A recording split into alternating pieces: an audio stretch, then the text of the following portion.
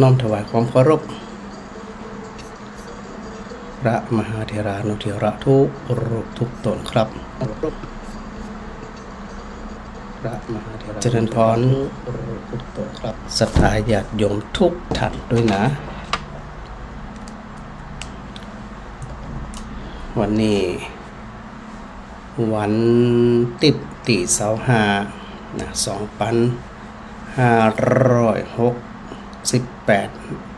เดือนพฤษภาคม ห่างหายไปหลายวันเหมือนกันนะเนาะสถานเนาะปะกันกับพระอาจารย์ผู้ช่วยศาสตราจารย์ดร.พระครูศรีปวรบัณฑิตหรือพระอาจารย์มหาบวรวิรัตนโชโตนะสถานะปะกันตึงวัน2 ทุ่มถึง4 ทุ่มสถานีวิทยุ106.5 เมกะเฮิรตซ์นะคลื่น106.5 วิทยาลัยสงฆ์นครลำปางได้พบกันพระอาจารย์ออกอากาศอยู่ที่วัดอุทุมพรบ้านตาเดือตำบลพิชัยเมืองลำปางเนอะ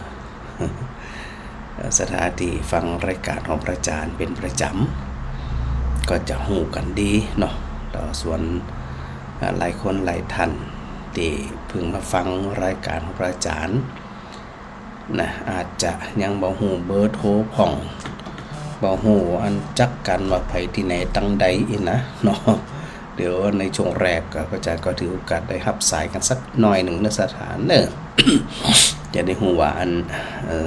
คลื่นของเฮาสถานีของเฮานั่นดีบ่ดีชัดบ่ชัดนะฮัลโหลเจ้า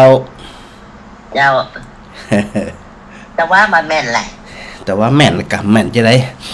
โอ้ไปซิกสายยังมาฮับแม่นก็คือแม่นเทพบ่ใจอันสดเพิ่นแต่ว่าไปอันประชุมที่ปุ่นมากลับมาดึกจ้ะไปประชุมมันเปิ้นอยุธยาพุ่นจะมาทุ่มปลาย2 ทุ่มมากะแต่ว่านะโอ้จะเป็นซิกสายซิกปลายสายมาครับเป็นเทพอันในเทพมันน่าจะบอกว่าเป็นวัดศรีไตรภูมินี่นะเพิ่นก็บอกว่าอันน่ะถ้าศรีไตรภูมินี่เปิ้นเนาะปีได้หมู่มันใช่วัดตาเดียเก่าตาเดียกะตาเดียตะคืนน่ะวัดตาเดียเจ็ดสีไตรภูมินั่นเตะมัวเทพมันได้ออกอ่ะนะมาเอาได้ออกหมดแม่ก็ว่าโอ้ยอย่างก็ได้เจ็ดชัดกดเต้นเด้ออีเนาะน้ำเป็นยังฮับหอยแม่ยังมาฮับอีนั่นแม่ว่าถ้าเป็นเทพในตึกมาได้ฮับแน่นอนนะจ๊ะเพราะมันเป็นเทพมันเป็นแห้งเนาะมันเป็นแห้งกระด้างหน่อยกำนันก้านเลยกะกำนันใจนะนอนรังอย่างเดียวกะส่วนมากยันนะอย่างเงินสถานจมมาได้นี่กะไรแม่มาคิดว่าเป็นยังว่าวันที่เนาะกำลังจำไม่ละหนึ่งกำนี่นะอันนี้หวานแล้วนะวันนี้วันที่25 พฤษภานี่นะนี่แม่ไหนเนาะปีกดเลยกะดีละวันนี้อันรายการสดนะแม่เนอร์เจ้าสาธุเจ้าน้องจัดดีละเจ้าสาธุเจ้าฮัลโหลเจ้าสาธุวันนี้สดกะระหับนี่สดแน่นอนสดร้อนแหละสดร้อนสดร้อนกะฟังสถานฟังแหงฟังเทพมาหลายวันแล้วเหรอจะนั่นน่ะโอ้หาติดแล้วก็มาห้ามอย่างสถานจมเนาะแกงกันโทรหาโอ้กำลังหาคนอย่าที่แหนมเอาทั้งสี่ว่าโทรหากูทำไรแม่กูอยู่ต้องอยู่โทรหาติดเลยตึ้มหักนี่เนาะจะไปฮะอยู่กันแต่ย้องไว้โต๊ะยังหัวแรกใหม่กันเจ้าช่วงจังหวะนั่นก็ทำงานเดินตังป่องยังป่องมูเนี่ยกะไปตามมันภาระหน้าที่เอารถเข้าไปปุ่มเปลี่ยนลงรถเพิ่นสีก็อยู่อู้โทรศัพท์อยู่แม่อีกไม่น่าอย่าไปใจเสียเอามาใจสักคำก็ เป็นแม่นหยาน่ะเปิ่งตำอ้วนอีหลับพวกเพื่อนแฟนนี่มันสูงใจเสียบนโปนออกจากประตูมาใจแฟนก็คงผมอยู่อีก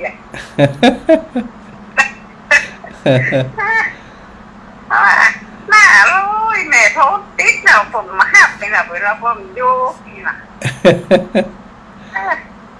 เพราะว่าหูอีเรื่องแม่นี่อยู่ไอ้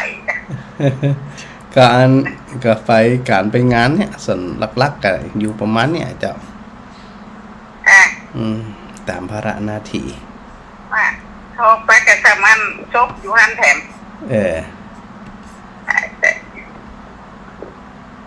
ผมจะกำลังหาเขาวัดนะวันนี้มีงานซบด้วย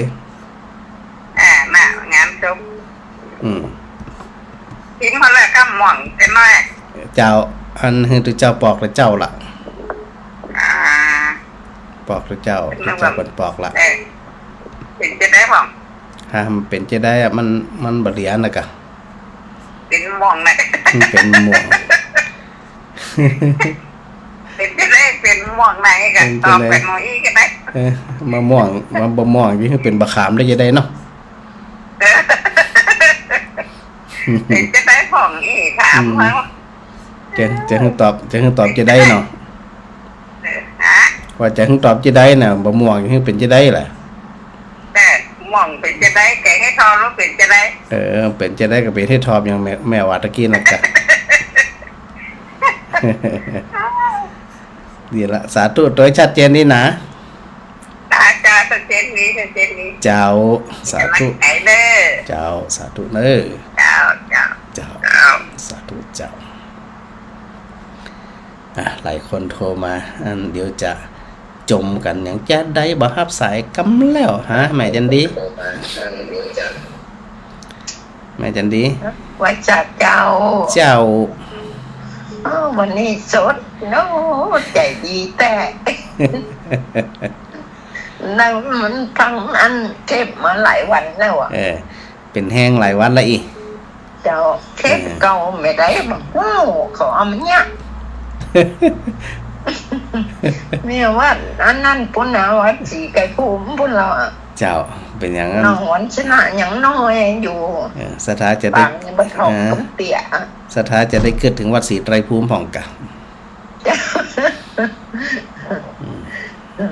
มาจัดมาเด็กก็วันนั้นตะวานี่ประมาณสัก2 ทุ่มนี่ก็หา2 ทุ่มปลายกว่าจะเนี่ยอย่างแล้วก็นั่นอยู่เจ้าการงานสปะสปันมันได้ฟังได้บอลเห็นเลยเนาะเจ้าอันนี้ก็ละการนั่นนี่เดี๋ยวมาจัดรายการสักชั่วโมงก่อน เดี๋ยวละแม่สบายดีนะเสียงใสแล้วนี่เจ้าสบายดีมันฟูกไปหาหมอใช่ไหมล่ะนี่จ้าเอากึดเดินหาหมออีหมอนั่นมันฟูกเจ้าดีละถ้าจะได้ก็ขอให้หมอสบายดีเนอะอาจารย์ก็วัดพรให้ฟังเนอะเจ้าสาธุเนอะเป็นห่วงนะเจ้าโมทนาตัวเป็นกำลังใจเด้อเจ้าสาธุเจ้าสาธุแม่น้อยแม่ฟังอยู่เนอะเจ้าสวดมนต์วันนี้อันนี้ไปฝนตกมืดคืมตั้งเพลงตั้งพวกวัดอันอุดมพรเพลเจ้าวัดเพื่อนตั้งวัดตั้งพรบัดตกหอมแรงนี่ฮะตกเมื่ออันกลางวันได้ไหมเจ้ากลางวันตกอยู่แต่ว่าบัดแรงนี่บัดตกแต่คืนก็จัดนักเจ้าโคตรในเจ้าเพ่งทุนแม่6 โมงปลายนั่นเนาะเสียดายน้ำโอ้ยตกแต่ตกกว่าแค่นี้ตกกำเตียนนะแค่ได้ซักใหญ่ๆถังใหญ่ๆเก็บน้ำเนาะเจ้าแม่เอาถังใหญ่ๆตวงแล้วก็เอาน้ำโขมแล้วก็แป๊กตวงไว้น่ะโอ้ยน้ำเสียดายน้ำเจ้ามันใสนะอาจารย์เนาะเจ้าใสเจ้าเลยน่ะอาจารย์นั่นหนังเครื่องมาจากตะวะเจ้าหันก้อนเมฆมืดทึ่มอาจารย์มาตะวะนะคะเจ้ามาตะวะแล้วเจ้าจะคืนเป็นเทพหรอจะคืนเป็นเทพคืนก่อนกับเทพพังตัวเก่าไว้แต่พังตัวเก่าแหมต แต่ว่าอันว่าจะไปเก็บเพชรทอบบนฟ้าบนนี้วันหมาน อยู่บนก้อนเมฆปุ่น เจ้า ดีละแม่ก็สบายดีนะ เจ้า สาธุสาธุบุญรักษาเนอสาธุ สาธุเจ้าเจ้าเจ้าเจ้า ฮะสถานน้องร้อง ติด2เตี่ยแล้ว ฮะสองเตี่ยอะไรอีก เจ้า3เตี่ยที่3นี่แต่หรอก พระพุทธพระธรรมพระสงฆ์เหรอ เจ้า 3 รอบที่3 รอ ติด ฟังนี่แม่ใครหัวเจียนท่านพระอาจารย์ว่าเฮ็ดทอบก็เป็นเฮ็ดทอบเมื่อไปเป็นเฮ็ดหยังนั่นแหละ แม่แก้วว่าเนาะเฮ็ดทอบมาถวายว่าเป็นจะได้เฮ็ดแกงเฮ็ดทอบเฮ็ดทอบมันจะเป็นจะได้ออกเฮ็ดทอบนั่นน่ะยังไง มันจะเป็นแกงเฮ็ดทอบมากันเนาะ ไม่ได้เป็นแกงเฮ็ดเพียงได้จะได้ล่ะ ขอบคุณจัดหลายอันกั อั บ น เขา นั้นหวังได้ใครหัวกันเนาะ เจ้ากับเขาดีๆลำๆสถานถึงคิดถึงละ เจ้า ต้องขอบคุณอันแม่แก้วตัวหลายคนตัวนะอันนั้นมาฝากอันนี้มาฝากส่วนมากพระอาจารย์ไปอยู่ กำลังใจให้แน่ เจ้าสาธุแม่ เจ้าสาธุสาธุเจ้า เจ้า ได้หัวแม่แก้วนะ นี่ละสถาก็มีความสุขใจแม่อ้อยได้เหี้ยตะกี้หลายคนหลายท่านเนาะที่โทรมามันโทรนะว่านี่เป็นรายการสดเนอเดี๋ยวอันพอโทรมาแล้วพระอาจารย์บ่ได้รับนะ แม่อ้อย เจ้ากราบนมัสการเจ้า สาธุเจ้า ก็ฟังคนอู้ก็หม่อนอยู่ เหมือนกันคนเฮามันขึ้นหยังถึงวันนี่อู้กันไปอู้กันมาเป็นเปลี่ยนกันแลกเปลี่ยนกันหยังกันถามสารทุกข์สุขดิบกัน สถาก็มีโอกาสได้อันโทรศัพท์ได้อู้ได้ถามได้ไทยกันเนาะ เทปก็ฟัง ฟัง ยกหม่อนรับ เนาะรับสบายแหละ รับสบาย บ่มีที่ห่วงบ่มีกังวลหยังสักอย่าง ถูกต้องบ่ห่วงบ่หามมาหยังสักอย่างถึงเวลาลับ เดี๋ยวนี้กำลังพัดอันนั้นล่ะไว้หั่นน่ะ กะสุขภาพจิตศรัทธาดีเลยรับง่าย สุขภาพจิตจึงดีแต่น่ะ เจ้าสุขภาพจิตดีนะครับอัน ธรรมะ อื่น ธรร กั มะ น มัน กว่า เป็นย่อยๆนั่นเนาะ เจ้ามันเป็นธรรมะชโลมใจเป็นธรรมะโอสถเป็นยา จิตใจคนที่ว่าใจร้อนใจไม่มาเป็นใจเย็นได้นี่ก็ เนาะ เอา มันไปเข้าใจความจริงพอเข้าใจแล้วเขากำจะมีหยังละปล่อยได้ปรุงได้วางได้เอกะ แต่ว่าท่านนั้นต้องไปอันนั้นน่ะนะ ไปไหน บรรพตสถิง แต่ว่าพระอาจารย์อยู่ปุ่นกรุงเทพปุ่นอยู่อยุธยาปุ่น ป๊อก มีประชุมเจ้า เพิ่นได้ไปกันซื่อๆเฮาบ่ได้ไป เอาตามโอกาสตามเวลา แม่น้อยเขาไปตัวแม่ก็มีก็แม่นั่นแม่สิคุณก็ไม่ไป เจ้าเอาความสะดวกเพราะว่าสุขภาพร่างกายด้วยเวลาด้วยการเดินทางด้วย เจ้า เจ้าสาธุ กราบนมัสการนะเจ้าแม่เป็นกำลังใจเจ้า เจ้าแม่เตาได้เหี่ยแม่เตาโทรมาตะกี้แวบหายไปละ ดูอันย้อนหลังโทรศัพท์ติสถาโทรเข้าช่วงได้ที่พระอาจารย์ได้ทำรายการในนั่นนะ กราบนมัสการเจ้า เจ้าเสียงดีขึ้นแล้วเนาะบ่เป็นวัดแล้วเนาะ มาเป็นนั่นเป็นยังมันจะพระอาจารย์จะเป็นนั่นประเทศละวัดบ่เอาละ เป็นจังหวัด แต่วันนั้นออกอยู่อยุธยานะเสียงอาจารย์เป็นวัด เจ้าอันมันแพ้อากาศเดี๋ยวร้อนเดี๋ยวเย็นเดี๋ยวเย็นเดี๋ยวร้อน วันนี้ก็ทำงานวันค่ำ วันละก็เยอะแม่ว่าวันนั้นวันนี้อาทิตย์พระอาจารย์คงจะพักผ่อนหลายแนว มันได้พักสักกรรมะ วันใดก็เป็นวันทำงานก็ดีมันทำงานแล้วมีความสุขกับมีอย่างอ่ะ เจ้าเขามีความสุขกับงานแล้วเข้าใจกับงานอย่างพระอาจารย์ว่านะ บอกพระลูกวัดวันขึ้นเนี่ยว่าการทำงานคือการพักผ่อน เจ้า ถ้าคิดว่าการทำงานเป็นภาระนักเนี่ยมันก็เหนื่อยอ่ะ มันงุนงิดน่ะเนาะถ้าเอาจริงจังน่ะ ถ้าเขาคิดว่าโอ้ยการทำงานเขาพักผ่อนเป็นการพักผ่อนอีกอะมันก็นั่งเบาสบายกะมันไม่ได้เครียดไม่ได้กังวลอย่างเดียว โยมแม่อันโทรอูกันแม่ตัวท้าอันแม่ท้าอันอยู่บ้านไกลอันไปอาหารในน้ำด้วนได้นะเป็นสิ่งนี้นะแม่ท้าบอกห่วงพระอาจารย์นะเดี๋ยวนี้พระอาจารย์อยู่บ้านทุกคนบอกห่วงเลยแม่เดี๋ยวนี้ วันนี้กับป้าปุ่นเหรออันป้าแม่สุนันทาปุ่นกะนักความเหนือป้ากันงานบุญอันนี้มีของเจ้าไปปุ่นที่กี้กะละงานแล้วแม่จะมีเรื่องถามพระอาจารย์เจ้าได้เลยอันดีเป็นยังสมมติว่าพระอาจารย์เอาวิทยาบาลเนี่ยแล้วมีคนใส่บาตรแล้วเป็นหนังลงฮับฟ้อนเนี่ยแล้วเป็นว่าพระอาจารย์อาบัติอีแหละเจ้าคือมันมีวินัยอยู่ข้อหนึ่งนะเดี๋ยววินัยอยู่ข้อหนึ่งบนห้องว่าเป็นนั่นแล้วก็เดี๋ยวพระอาจารย์สอนคนพอกำหนึ่งจะได้สถาจะได้อันปฏิบัติได้ถูกเนาะว่ามันจะผิดหนักผิดหน่อยคนห้องว่าเสขียวัดเจ้าเสขียวัดเสขียวัดใน30 ข้อเดี๋ยวเพระอาจารย์อันพอกำ30 ข้อ30 ข้อมันมีหนักอยู่คือในเรื่องเนี่ยอันเวลาตุเจ้ามีบัญญัติที่ว่านักคณะตีอันสถานหนังแล้วตุเจ้าถ้าอันตุเจ้าเนี่ยนะบอกควรนักคณะตีตุเจ้ายืนเนี่ยก็บอกควรแสดงธรรมกับสถานที่หนังอยู่ที่นี่ปัญหาก็คืออันตีว่าเนี่ยเรื่องของสถานหนังเนี่ยมันดีบดีจะได้นะ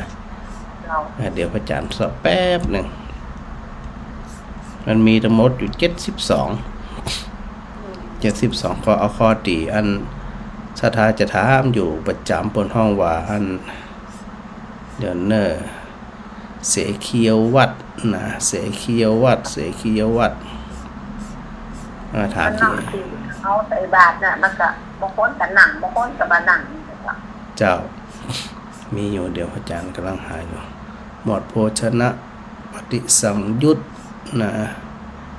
การฉันเข้าเนื้ออันนี้ดูมันอาจจะเป็นเทศนาปฏิสังยุตเดี๋ยวต้องได้เหี่ยนี่มันมีอยู่บนห้องว่าอันหมวดธรรมเทศนาปฏิสังยุต12 สิกขาบทเนาะบทว่าจีนะใน12 ข้อเนี่ยใน16 ข้อเนี่ยข้อหนึ่งคืออันดูเจ้าเนี่ยบอกควรแสดงธรรมแก่คนที่บ่เป็นไข้แล้วก็กลางลมบอกควรแสดงธรรมโยมที่บ่เป็นไข้บ่ป่วยแต่ถือไม้พล้องบ่แสดงธรรมสถานที่บ่ได้ป่วยถืออาวุธถือสัตรานะแล้วก็ถ้าบ่ได้เจ็บบ่ได้ป่วยนะอันบ่ควรที่จะแสดงธรรมกับสถานที่ใส่เกิบสถานอยู่ในยานพาหนะสถานอยู่บนที่นอนแล้วก็สถานหนังหัดเข่าแล้วก็บอกควรแสดงธรรมแก่สถานที่โผกหัวบอกควรแสดงธรรมแก่สถานที่ถ้าบ่เป็นไข้นะคุมหัวหรือว่านั่งบนอาสนะอย่างนี้นี่หมายถึงว่านักคณะที่ตุเจ้ายืนนะอยู่บนพื้นแล้วก็ควรที่จะแสดงธรรมแก่สถานที่บ่เป็นไข้แต่นางอยู่ที่สูงแล้วก็ข้อ14เนี่ยแหละที่ถามตะกี้นี่นะว่าภิกษุพึงทำความศึกษาว่า เมื่อเรายืนอยู่จักไม่แสดงธรรมแก่คนที่ไม่เป็นไข้และนั่งอยู่นะอันนี้คือข้อเนี้ยนะคือในนัยยะถ้าเอาตัวนี้มาจับเนี่ยถามว่าคณะนั่นเนี่ยสถานั่งตุเจ้ายืนเนี่ยถามมาเป็นการแสดงธรรมก่อนถ้าหากว่าเขาแยกระหว่างแสดงธรรมกับปั่นป้อนเนี่ยก็บ่ใจละนะเป็นการปั่นป้อนสถาอยู่ดีมีสุขแสดงว่าบ่ใจแสดงธรรมแต่บางคนเปิดกตีความว่าอันนั้นนะอายุวันโนสุขังพลังเนี่ยจะได้มีความสุขความเจริญอย่างโมเนี่ยเป็นการแสดงธรรมนะเขาต้องดูนะเขาต้องดูว่าเขาต้องดูความศรัทธาเนาะแต่ในนัยยะที่อันได้หันเนี่ยว่าถ้าเขายืนอยู่เนี่ยเวลาสนทนาธรรมแสดงธรรมถ้าไปอยู่อินเดียนะมันจะเห็นภาพถ้าไผ่กระจังถ้าเขานั่งอยู่นี่นะแสดงว่าเขามันมีความเคารพในธรรมถ้าตัวเจ้ายืนนี่นะแต่เขาต้องดูว่าคณะติสถาใส่บาตรแล้วนั่งลงเนี่ยถามว่าสถามีความเคารพก่อนสถามีความเคารพเต็มที่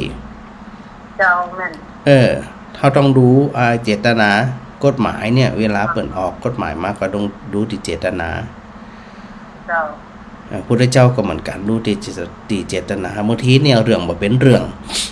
เขาก็เอาเรื่องเนี่ยมาเป็นอันสาระเหี้ยว่านั่งบาปนั่งบาปเปิ้นใส่เข้าแล้วมันจะบาปจะได้ใจเปิ้นเป็นบุญน่ะใจเปิ้นเป็นกุศลน่ะแล้วก็มีความเคารพลำใสเจ้าบ่มีในลักษณะที่อันบ่มีความเคารพยำเกรงตุเจ้าหรอนะการที่เป็นหนังนั่นน่ะคือเปิ้นมีความเคารพยำเกรงเต็มที่ดังนั้นน่ะถ้าจะหนังกันหนังเตอะเรื่องบางเรื่องนี่จุกจิกสถาบางคนนี่นะ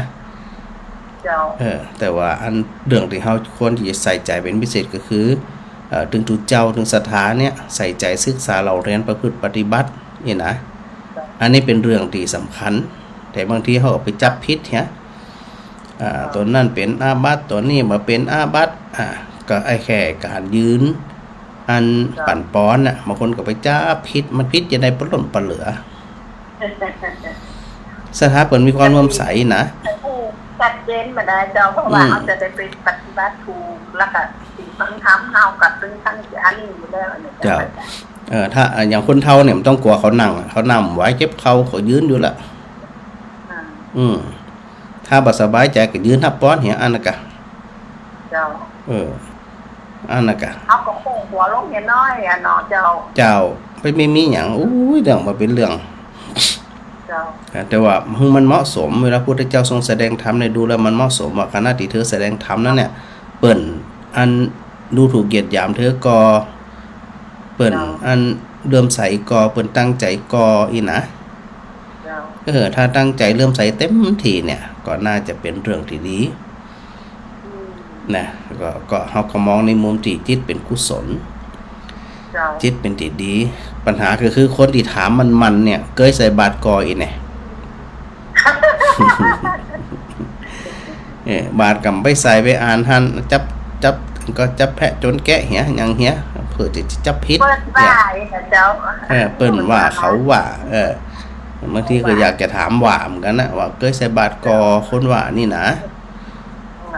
ถ้านั่งแล้วบ่สบายใจก็ยืนนับป้อนก็ได้เจ้าจิว่าแต่การนั่งลงอย่างลงเนี่ยอย่างนั้นผู้เฒ่าผู้แก่แข่งขาบ่ดีถ้าเปิ่นบ่นั่งเก้าอี้เป็นหยังจิเด้เราบ่ต้องใส่กับทุกเจ้าต้องฉันนะกะก็ว่าได้อย่างเนาะเปิ่นนั่งจงเคาะกำใจได้ยืนกำใจได้กันนั่งเก้าอี้เฮาหันผู้เฒ่าผู้แก่หลายคนเป็นที่นะเปิ้นนั่งแล้วลูกบ่ได้เลยนะเจ้าลูกบ่ได้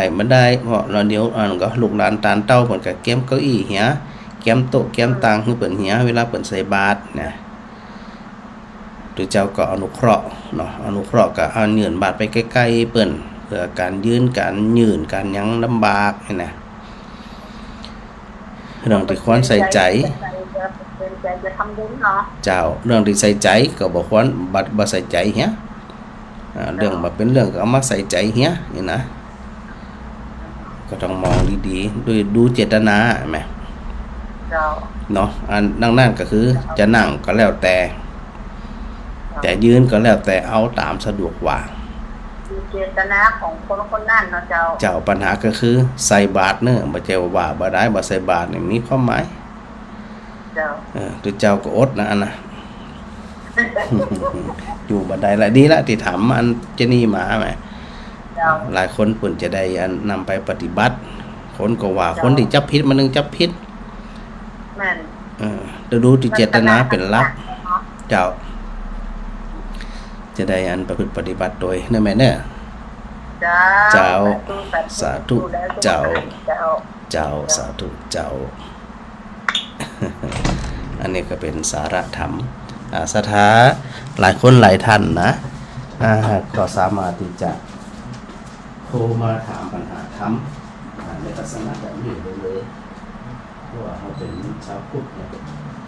ควรประพฤติปฏิบัติไปในแนวเดียวกันไปในลักษณะที่ถูกต้องนะอะไรมันถูกต้องอะไรมันแม่นอะไรมันประจัยนี่นะเขาก็ประพฤติปฏิบัติเหมาะสมเหี้ยเนาะแม่มาไล่ เจ้าว่าสาเจ้าพระอาจารย์เจ้า สาธุเจ้า เจ้า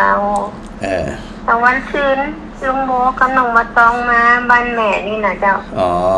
อันแม่ก็เลยฝากว่าลุงโบดีเหมือนกันนะแม่ขอฝากรวมทำบุญกับพระอาจารย์จริง เจ้า แล้วก็ทางพระลุงโบก็ว่าอ้าวแม่ก็ต้องมาเลยนะแม่ก็เลยอาศัยไปสองนางโบตองหันนะ เจ้า ถวายพระอาจารย์ที่จะรวมทำบุญที่นั่นนะมันจะรอของพระอาจารย์เนาะ เจ้า ถ้าเป็นตั้งขึ้นมามันแถมไม่แม่ก็จะห่วมตัว200นะเจ้า เจ้า จะทางน้องบัวตองไปแต่วันคืนเจ้า ยังไม่ได้ปะกันกำเตือมาแน่ใจว่าเป็นโอนหรือไม่พระจานก็บ่ได้อุบบ่ได้พอสักเตี่ยมกันนะ เจ้า ก็ แม่ บ่เป็ จะ น เอาแม่ค้าของทำบุญ200เนาะ อ๋อดีกะ เจ้า200นี่ตอนใดก็เจ้าติดเป็นอันถ้าเขาความทำบุญนี่มัน อ๋ออันนั้นน่าจะเป็นตอนนั้นพระอาจารย์ระดมทุนละ200 บาทนะกะ20 บาทนะกะ เจ้า200 บาทเจ้า โอเค ก็อันไปตามนั้นน่ะ เดี๋ยวอันคือเขียนหน้า2ไว้ให้ชัดกันแล้วกัน เจ้า เจ้า พอดีก็เจ้าพอดีแม่ก็เอามันเป็นมานี่โอ้ดีอะแม่ก็ดีใจช่วยกันเอา อ๋อ เอากล้วยเอาบะหนุนเอามะม่วงก็ช่วยกันกินนี่นะแม่ก็ว่าแล้วป้าเปิดไปมันเหนือตรงที่เป็นสะพานบุญก็คือพระอาจารย์ก่อนนั่นนะจ้ะ เจ้า มันก็ห่วมทำบุญมาที่ อืม พระปานนั่นนะเจ้า เจ้าจะได้กะอนุโมทนาบุญ สมชาตินั่นนะเจ้า เจ้าจะได้กะอนุโมทนาบุญด้วยเนอะแม่เนอะ เจ้า เจ้าสาธุ แม่ก็เจ็บเที่ยวอ่ะพระอาจารย์วันนี้นอนวันค่ำอ่ะวันเนี้ย ห้ามบ่ไหวกันรับ ดัง กะ ปรีขึ้นมาเนี่ยเจ้า บ่ไหวกันรับกันนอนเนอะ เจ้า เจ้า อาจารย์ก็สบายดีแล้ว สบายดี เสียงใครคิดปกติน่ะเนาะ เจ้าวันนี้ปกติแล้วไหม อ๋อ เดี๋ยวละสาธุด้วยเนอะ อ๋อ เจ้าสา ดี ธุ ละพระอาจารย์สบายดีก็ดีอ่ะเนาะ เจ้าสาธุเจ้าสา ขอบคุณ ธุ รักษาส่วนผู้วงที่ติดเป็นนายอบรมสั่งสอนผู้สูงวัยเนี่ย เจ้า ได้มีความรู้ความมีหลายอย่างจิตใจก็เรียบเย็นดีเนาะพระอาจารย์เจ้า เดี๋ยวละบุญรักษาเนอะ เจ้า เจ้าสาธุ เจ้า สาธุ พระอาจารย์ เจ้า สาธุเจ้าสาธุเจ้า แม่โมเย็น เจ้านมัสการพระอาจารย์เจ้า เจ้า มีฉลองนั่นได้เนาะ วันนี้27 28เจ้า 27นี่ไปฮับ เจ้ามิถุนา27ไปฮับปีกมาถึงวัดก่ออันบนห้องว่าชยมงคลคาถาตั้งขบวนตอนรับเนาะอันสัญญบัตรพัดยศที่ได้รับพระราชทานมาเจ้าแล้วก็วันที่ จะไปวันไหนดีเนี่ย มาทั้ง2 วันนะกะ มา2 วันเนี่ย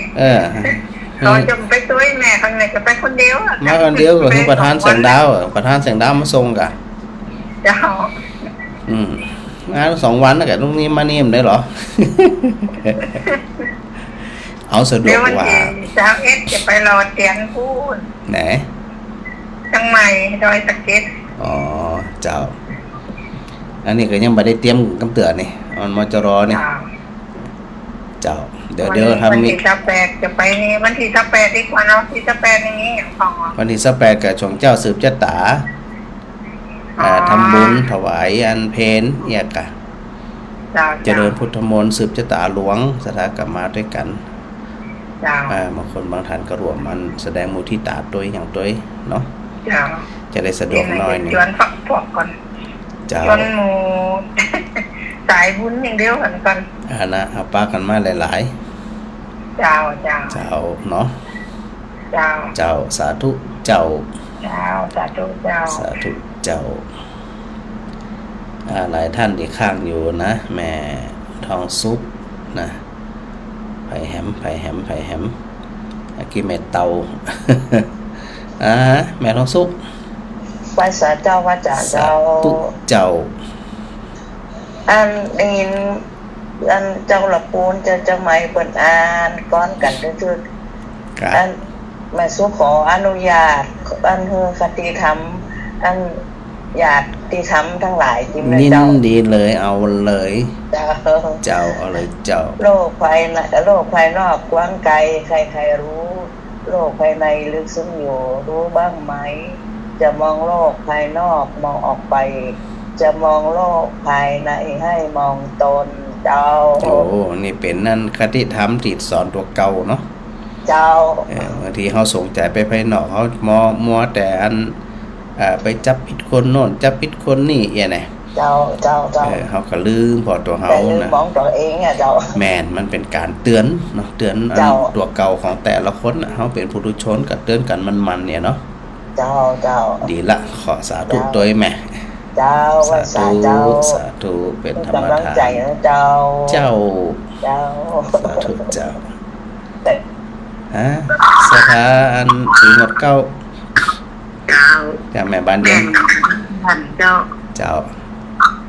แม่นยังจำนี่ได้ก่อนไหน แม่บ้านเย็น เจ้านมัสการไหว้พระเจ้าแต่ที่แม่โบเย็นว่าวันที่18จะไปนี่แหละเจ้า แม่บัวเย็นว่าจะมา28เดี๋ยวเจ้า เจ้าพี่แม่จะไปโดยเนอะ ได้พระอาจารย์ว่าอันมาทั้ง2 วันเลยกะที่เป็นอย่างรู้นี่มานิ่มได้กะ ต้องเป็นที่18นักกว่านั้น แล้วแต่ เอาสะดวกกว่า เจ้า เอาสะดวกสบายกว่าเนาะบางทีบางท่านก็อัน เจ้า ภาระหน้าที่ด้วยการเดินทางด้วย เจ้าแล้วก็ช่องเจ้าเขาจะทำบุญตื่นจะตาแหละเจ้า แม่นเจ้า ไปชมเจ้าดีกว่าสัก7-8 โมงอย่างเงี้ยเนาะก็ไป เจ้า แบบนี้เนาะ วัดอันก็อันวันที่28นะ เจ้าวันที่18เจ้า 28มิถุนาเนอะเดือนหน้านะ มิถุนาเจ้า เจ้าเดี๋ยวบางคน28อันพฤษภาเนี่ยมาเนี่ยป้าไผนะ เจ้าเดี๋ยวแม่ไปแน่ถ้าแม่บ่เย็นไปนะ เจ้ามาแม่บัวเย็นมาอยู่แล้ว เจ้าเอาไว้เจอกันวันที่18นะท่านเนาะ เจ้าสาธุแม่บานเย็น สาธุเจ้า สาธุ เจ้า เจ้าเอาละอันเดี๋ยวก็ถือโอกาสนะสถานนะได้อูได้จ๋าเดี๋ยวอะไรทำ20 นาทีเวลามันเร็วแต่อูกันกำเดียวบ่ได้นะอย่างว่านะสถานเวลาหนังอันวงนินทากันในกำเดียวกับหมดวันใน เคยเห็นสถานในพิจารณาเนาะซึ่งเฮาพึ่งพ้นผ่านพ้นเทศกาลอัฐมีบูชานะแล้วก็ฉากหลังของ Facebook Live ของพระอาจารย์เนี่ยก็เป็นธรรมเมกสถูปขออภัยเป็น มกุฏพรรณเจดีย์นะธรรมเมกสถูปเป็นสถานที่ทรงแสดงปฐมเทศนาอันนี้เป็นมกุฏพรรณเจดีย์คือสถานที่ถวายพระเพลิงคือเผาศพพระพุทธเจ้านั่นเองที่ได้อู้วันก่อนนะว่าโดยที่สุดแล้วเนี่ยองค์สมเด็จพระสัมมาสัมพุทธเจ้าเป็นพระพุทธเจ้าตรัสรู้เองโดยชอบนี่นะแต่โดยสรีระโดยสังขารขันธ์เนี่ย ธาตุน้ำธาตุดินธาตุไฟธาตุลมสุดท้ายมันพร่องไปหมดไปหายไปนะดังนั้นสรีระของทุกคนนะแม้แต่ของพระพุทธเจ้าก็จะต้องทิ้งไปนะกลับสู่สภาพความเป็นธาตุมาจากไหนไปที่หันนี่นะคติตรงนี้เนี่ยเราทั้งหลายได้พิจารณาอยู่เสมอว่าการอยู่การใช้ชีวิตประจำวันนั่นเนี่ยอย่าได้ประมาทนะอย่าได้ประมาทเพราะว่าบัดเดี๋ยวนี้เนี่ยวันเวลาเนาะแล้วก็อาการเจ็บไข้ได้ป่วยก็ตามความตายก็ตามบางทีมันมาเร็วแบบไม่ได้ตั้งตัวกันนี่นะมันมาปุ๊บมาปั๊บมาปุ๊บมาปั๊บนะสถานะเพราะถ้าหากว่าเฮาบ่ได้เตรียมพร้อมก็คือบ่ได้สะสมเสบียงต่างก็คือบ่ได้สะสมบุญคำว่าบุญเนี่ยคือความสุขได้บอกสถามันนะบุญแปลว่าความสุขบุญแปลว่าอันเติมเต็มบุญแปลว่ากำจัดนี่นะเฮาสะสมสิ่งทั้งหลายเหล่านี้เนี่ยในเบื้องแรกสิ่งที่เฮาจะได้ประสบก็คืออย่างคือความสุขจะเกิดขึ้นได้ก็ต่อเมื่อเฮาตั้งอยู่ในความดีถ้าหากว่าไม่ได้ตั้งอยู่บนฐานของความดีเนี่ยมันจะหาความสุขได้จะใดนะแม้กระทั่งว่าเฮา เฮาทำก็ตามเฮาอูก็ตามเฮากึดก็ตามเนี่ยมันก็มาแว่งนะปิกมาหาตัวเฮาเก่าอย่างเดียวองค์สมเด็จพระสัมมาสัมพุทธเจ้า45พรรษาหลังจากที่พระองค์ตรัสรู้แล้วเนี่ยทรงประกาศพระศาสนาพร่ำสอนนะตัวคำว่าพร่ำสอนเนี่ยยังศรัทธาได้สำเนียกเนาะก็คือใส่ใจเป็นพิเศษว่าการที่พระองค์ได้ประกาศพระศาสนานั่นเนี่ยบ่ได้เห็นแก่ความเหน็ดเหนื่อยพระองค์บ่ได้อยู่จำพรรษาวัดใดวัดหนึ่งตลอดปีนะพอหลังจากออกพรรษาแล้วนะแม้กระทั่งช่วงเข้าพรรษานะที่บ่เกินนั้น7 วันเนี่ยพอพระองค์ได้ส่องคายคือพยานตรวจตราดูเหล่าเวเนียสัตว์ว่าคนไหนสมควรที่จะได้ฟังธรรมคนไหนที่จะได้บรรลุธรรมนี่นะพระองค์ก็เสด็จไปด้วยอาศัยพระมหากรุณาคุณของพระพุทธองค์นั่นเองนั่นก็คือไปโปรดคนที่ลำบากไปโปรดคนที่ตกทุกข์ได้ยากซึ่งบุคคลบางคนเนี่ยนะที่พระองค์ส่งขายคือพระญาณมาเนี่ยบางคนเนี่ยบนห้องว่าเข้ามาสู่ขายเหมือนกับสแกนเรดาร์เนาะพอไปปะคนนั่นคนนี้ซึ่งถ้าพระองค์บัดได้ไปโปรดเนี่ยคนนั้นก็จะตายฟรีแล้วบนห้องว่าอันพลาดโอกาสจากการที่ได้รับฟังธรรมพลาดโอกาสที่จะได้บรรลุธรรมนะถ้าบ่ได้อันฟังธรรมจากพระพุทธเจ้านะพระเจ้าก็เสด็จไปโปรดที่นี่เมื่อเฮาทั้งหลายได้รู้แล้วว่าการทำงานของพระพุทธองค์นั้นเนี่ยเป็นการทำงานแบบบ่ได้คิดถึงตัวเก่านะบ่ได้คิดถึงตัวเก่าเลยสิ่งที่อันพระพุทธเจ้าได้ทรงแสดงพอได้ทรงแสดงแล้วเขาหลายคนที่ได้อันรับฟังธรรมจากพุทธองค์แล้วเนี่ยจึงได้รับอานิสงส์อย่างแท้จริงเขาทั้งหลายเนี่ยได้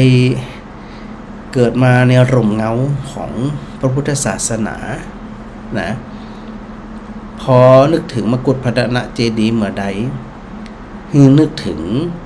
การทำงานของพระพุทธองค์ว่าพระพุทธองค์นั้นทุ่มเทขนาดเลยนะที่อันพระองค์ได้ตรัสว่าปุพพันเหปิณฑบาตัญจะสายันเหธรรมเทศนัง ปโรเสภิกขุโอวาทังอัทรัตเทเทวปันธนังปัจจูเสวะคเตกาเลพัพพาพัพเพวิโลกนังหมายความว่าจะได้พระพุทธเจ้าเองเนี่ยนะได้ทำงานแบบแทบจะบ่มีวันพักอีกเลยนะว่าตอนเจ้าเสด็จออกบิณฑบาตแล้วก็ทรงแสดงธรรมวันค่ำสถาญาติโยมมาฟังธรรมพระองค์เสด็จไปฮอนไปนี่นะมาแรงก็ฟังมาแรงก็ทรงแสดงธรรมเวลาค่ำเวลาบ่คืนนะว่าค่ำมาก็ฮือโอวาทกับพระเจ้าพระภิกษุสงฆ์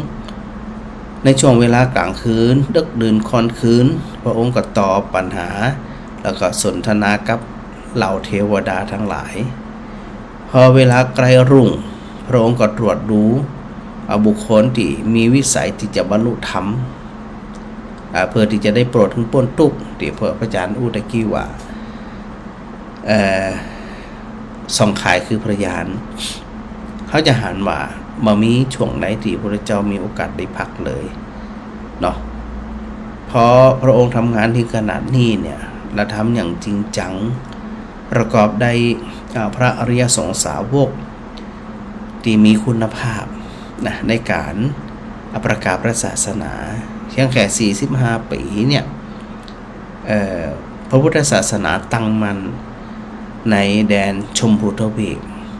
หรือว่าในประเทศอินเดียอย่างตั้งมันแล้วก็เผยแผ่มาถึงประเทศไทยเราปัจจุบันดังนั้นในเมื่อเราได้เข้ามาสู่ร่มเงาของพระพุทธศาสนาแล้วเนี่ยนะศรัทธาก็จะไปลืมนะว่าสิ่งใดควรสิ่งใดบ่ควรเนาะสิ่งใดควรใส่ใจบ่ควรใส่ใจสิ่งใดยังเสียเวลาหรือว่าบ่เสียเวลาอันนี้ศรัทธาก็ต้องกึดละว่าเขาจะควรทำจะใดถึงพระอาจารย์ได้อู้อยู่เสมอเนาะว่าโดยปกติเนี่ย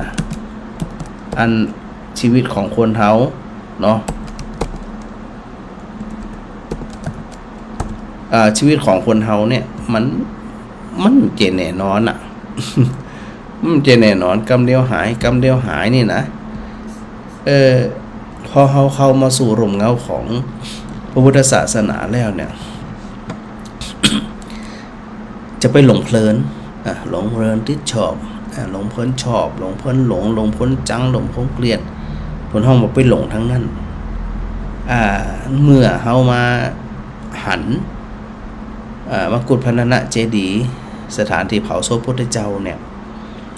ก็ต้องย้อนมาหูตัวเฮาอยู่เสมอว่าเฮาจะต้องเป็นคนที่เข้าใจว่าอันหยังมันเป็นสาระอันหยังบ่เป็นสาระเฮาจึงจะได้อันชื่อว่าเป็นพุทธบุตรพุทธธิดาจะว่าปฏิบัติไปเลยทำไปเลยเจือไปเลยหลงไปเลยจังไปเลยมันมีความหมายอย่างนะแล้วสิ่งที่พระพุทธเจ้าเตือนเฮาอยู่เสมอนั้นว่าอาสาเรสาระมติโนสาเรจาสาระทัสสิโนเตสารังนาทิคัจจติมิจฉาสังกัปปะโคจราหมายความว่าไผก็ตามที่อันเห็นสิ่งที่บ่เป็นสาระว่าเป็นสาระเห็นดีอันสิ่งที่เป็นสาระว่าบ่เป็นสาระคนนั้นก็จะไปคนนั้นมีความคิดที่ผิดซึ่งในชีวิตของเขาก็จะประสบกับสิ่งที่บ่เป็นสาระอย่างแน่นอนเพราะมันผิดมันคิดในตรงกันข้ามเนาะเข้าใจในสิ่งที่มันสวนกระแสส่วนความเป็นจริงมันจริงเนี่ยคือประสบกับสิ่งที่หาสาระบ่ได้จอมตึงวันแจ้งตึงวันเสียใจตึงวันให้ตึงวันวิตกกังวลตึงวันนอนบ่หลับตึงวันมันเพื่ออะไรหยังนั่นแสดงว่าเฮาอยู่ภายใต้ร่มเงาของอันพุทธศาสนาเหมือนกับมีจองใหญ่แต่เฮากลับกลายเป็นว่าเฮาเนี่ยชอบเดินออกจากนอกจองถ้าจะอ่านกับเฮาก็บ่ต้องไปจมว่ามันเปียกมันฮ้อนจะอันจะอีเนี่ยบ่ต้องจมเพราะตัวเฮาบ่ฮู้เนาะบ่ฮู้ว่าอยู่ด้านนอกแล้วมันเปียกๆแล้วมันจะเป็นจังได๋ อยู่ตั้งนอกแล้วมันร้อนแดดมันเผาเนี่ยมันเป็นจะได้นะอธิว่าคำว่าเป็นจะได้ก็คือความเข้าใจความคิดแนวคิดถ้าบ่เข้าใจมันก็จะเป็นที่นะสิ่งที่ไปเป็นสาระว่าเป็นสาระสิ่งที่เป็นสาระว่าหาสาระบ่ได้แล้วมันจะไปปะสาระจะได้มันก็จะบ่ปะความจริงมันจะบ่ปะความที่ถูกต้องมันก็แยกอะอย่างหลายคนนี่ที่เฮาอันเคยอย่างกันมาก่อนนะว่านอนมารับพ่องกระซับกระสายพ่องเสียใจน้อยใจพ่องนะกึดนักพ่องนั่นแสดงว่าเฮาเป็นคนที่บ่อยู่ในจองบ่อยู่ในร่มเงาบ่อาศัยร่มเงาซึ่งมันมีร่มอยู่แล้วมันมีเงาเย็นช่ำอยู่แล้วเนี่ยเฮาบ่เข้าหาแต่ว่าเฮาจะเดินหนีนะเพราะหลายคนหลายท่านพอมาฟังแล้วเข้าใจแล้วมันเป็นที่อีรู้บ่เดือดร้อนล่ะบ่มีปัญหาล่ะนี่เป็นจึงจะฮ้องว่านำพระธรรมมาอยู่ในใจเฮาได้เข้าสู่ร่มเงาความร่มเย็นของพระพุทธศาสนาอย่างแท้จริงเนี่ยศรัทธาทั้งหลายแล้วพระพุทธเจ้าก็ตรัสไว้เหมือนกันแหมต่อไปว่าสารัญจะสาระโตยัตตวาอสารัญจะอสาระโตเตสารังอธิคัจจติสัมมาสังกัปปะโหจราถึงในตรงนี้นี่เพิ่นแปลว่าอันไผก็ตามนะฮู้สิ่งที่เป็นสาระว่ามันเป็นสาระสิ่งใดที่บ่เป็นสาระก็ฮู้ว่ามันบ่เป็นสาระคนคิดเนี่ยจึงจะเป็นคนที่มีความคิดที่ถูกต้องนะมีความคิดที่ถูกต้องย่อมประสบกับสิ่งที่เป็นสาระเท่านั้นก็ขึ้นอยู่กับหมู่ศรัทธาทั้งหลายนี่แหละว่าศรัทธาจะเป็นประเภทใดจะเป็นคนที่เห็นสิ่งที่มันตรงกันข้ามที่มันเป็นอยู่ก็แล้วแต่ตามสบายตามอัธยาศัยนะตามอัธยาศัยเพิ่นว่าอันคนที่อันฮู้ทำกับคนเข้าใจทำเนี่ยคนฮู้ทำคนดูเหมือนว่าฮู้แต่บางคนบ่เข้าใจที่มีคนเปรียบเทียบว่าเหมือนทุเรียนน่ะนะนี่นาทุเรียนเนาะสถานเนาะคนที่ได้กลิ่นทุเรียนกับคนที่ได้กลิ่นทุเรียนคนที่ได้กลิ่นทุเรียนเหม็นกระจ่างหอมกระจ่างแต่หอมนี่นะแต่ว่า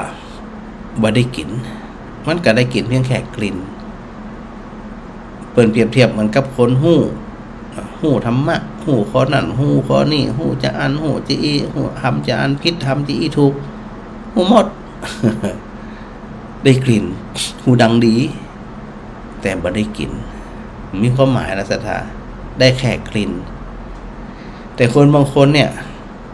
ได้กลิ่นตัวได้กลิ่นตัวได้ลิ้มรสตัวก็เหมือนกับการฟังธรรมการศึกษาธรรมการเข้าใจธรรมน่ะจะไปได้เพียงแค่กลิ่นอย่าได้เพียงแค่เปิ้นว่าน่าจะเป็นจะอันจะอีมันต้องเป็นจะอันจะอีทำหนึ่งอย่างย่างหน้าห้อนเหงื่อออกเนี่ยนะหันน้ำเนาะหันน้ำเย็นๆน้ำอันที่เขาหันนี่นะแต่บ่อาบมันก็ได้เพียงแค่การเห็นแต่บ่มีโอกาสจะรับรสของความเย็นสบายของน้ำเลยเพราะบ่ยอมอาบน้ำเหมือนกันนะสถานะสิ่งใดที่เป็นสาระสิ่งใดที่บ่ใจสาระก็เหมือนประดุจดังว่าเฮาได้กลิ่นกับเฮาได้กลิ่นเฮาได้หันกับเฮาได้สัมผัสด้วยตัวของเฮาเองมันต้องพัฒนาการในการฟังธรรมมันจะวนอยู่อย่างเก่านะปีขี้จาดก็เป็นอย่างเก่าจังอย่างเก่าโหดอย่างเก่ามืดอย่างเก่าโมโหอย่างเก่ามันไปพัฒนาการอย่างเสียเวลาเสียเปลืองอันฐานไปฉายบ่ได้เนาะสถานเนาะต้องปรับต้องเข้าใจบ่หนักก็น้อยเด้อนะก่อยๆพัฒนาไปตึงเปิ้นตึงตัวนะติว่านี่นะถ้าบ่อันมันก็แทบจะบ่ได้อันหยังนะสถานนะปรับไปแล้วก็เอาตรงๆทำตรงๆบ่ต้องไปอ้อมบ่ต้องไปเสียเวลาเปลืองน้ำมันเสียเวลาชีวิตนะสถานนะเอาตรงๆเลยจ ใจก็ใจบ่ใจก็บ่ใจนะก็พยายามปล่อยวางการปล่อยวางก็คือการเข้าอกเข้าใจอย่างแท้จริงโดยการเดินทางแบบอันอย่างก็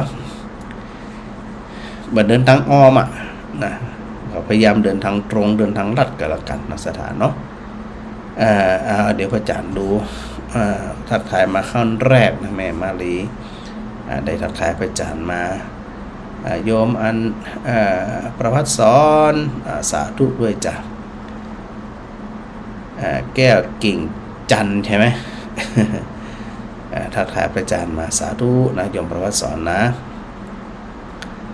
น้องวันชนะนี่อันเป็นหนุ่มละนะเหียนนักอย่างนักเนาะทักทายพระอาจารย์มาสาธุนะลูกเน้อสาธุโดยแม่บัวทองท่าแก้วนี่ฟังพระอาจารย์อยู่นะอันสถาบันตาเดือมตรงนี้เป็นวันพระเนาะวันพระก็สวดมนต์ไหว้พระกันเหมือนเดิมแม่สมจิตสถาตังบ้านฝ่อนพระอาจารย์ยังบ่ได้เอาหนังสือไปให้คำเตือนเน้อ ใจเย็นๆรอเอาบ่เกิน100 ปีได้แน่นอน ใจเย็นๆโยมความสุขนะนมัสการพระอาจารย์มาสาธุโยมแม่กับศรีขันแก้วนะสาธุโดยแม่อรพินรามบุตรนะแม่สมสรยศเสนาแม่ปวลีอินสุวรรณนี่ทักทายพระอาจารย์มาปีสาวปีบัวคำพิชัยวงศ์แม่สุนันทากาดีนะสาธุอาจารย์พระครูมาสาธุโดยแม่สมจิตฉากหลังอันพระอาจารย์งามเจ้านะเป็นนั่นมันเป็นกับต้นผลของต้นปาล์มไม่กะต้นปาล์มมันใหญ่เนาะอันนี้ก็เป็นนั่นสัญลักษณ์ของสถานที่ที่ถวายพระเพลิงพระพุทธเจ้าเนาะน้องเมตตามนภูมิสายฟังพระอาจารย์อยู่สาธุด้วยเน้อแม่พิสมัยศรีเทพธรรมรงค์นะโมทนาบุญโดยสาธุโสดกะฟังแห้งกะฟังนะโยมวัฒนาสาธุด้วยนะฟังพระอาจารย์จากโคราชนะที่จะใกล้มาแล้วนะทางการไฟฟ้าส่วนภูมิภาคทางท่านผู้ว่าการรองผู้ว่าการแล้วก็เจ้าหน้าที่ระดับสูงตลอดถึงพนักงานแต่ละท่านก็จะมาทำบุญทอดพระป่า9 วัด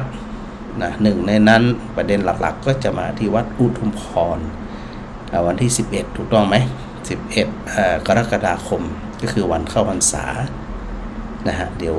ประสานงานกันอีกทีแต่มาแน่นอนนะฮะมาแน่ๆ สาธุด้วยแม่เพ็ญกะฟังนมัสการพระอาจารย์มายมต้อยนะยมต้อยชนิดาพระอาจารย์เข้ากรุงเทพตัวว้าวันซืนบัดได้แวะเข้าไปที่วัดเน้อยมแม่ชุติการรอดพยัญนมัสการพระอาจารย์มาปอยงยุทธมณีวันแม่อัญชันมงฉังเงินนะโยมอันสุวิริยาเอาสาธุค่ะนี่ไม่ได้ทักทายพระอาจารย์มาสาธุด้วยนะแม่บัวตองอินสุวรรณนมัสการพระอาจารย์แม่เทียนแก้วหนองย่างโยมตุ้ย สาธุเจ้าท่านนะสาธุเทรนเนอร์อันแม่